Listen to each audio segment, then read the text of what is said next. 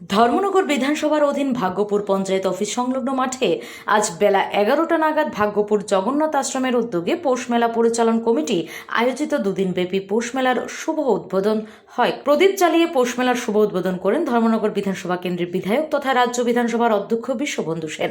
তাছাড়া উপস্থিত ছিলেন বাগবাসা বিধানসভা কেন্দ্রের বিধায়ক যাদবলাল দেবনাথ, উত্তর ত্রিপুরা জেলা পরিষদের সভাধিপতি ভবতোষ দাস, ধর্মনগর পৌর পরিষদের চেয়ারপারসন প্রদ্যুৎ দে সরকার, কালাছড়া পঞ্চায়েত সমিতির চেয়ারম্যান টিঙ্কু শর্মা, বিশিষ্ট সমাজসেবী শ্যামলকান্তি নাথ সহ অন্যান্য অতিথিগণ।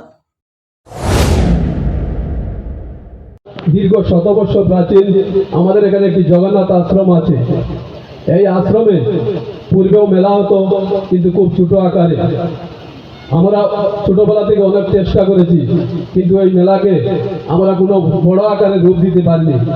কিন্তু 2018 সালে আমাদের এই ধর্মনগরের জনপ্রিয় বিধায়ক শ্রদ্ধা শ্রী বিশ্ববন্ধু সেন মহোদয় সরকার পক্ষের বিধায়ক হয়ে যখন ত্রিপুরা বিধানসভায় প্রেরণ করেন, তখন থেকে ওনার অনুপ্রেরণায় আমরা এই মেলার সার্থক রূপ পেতে চলেছি।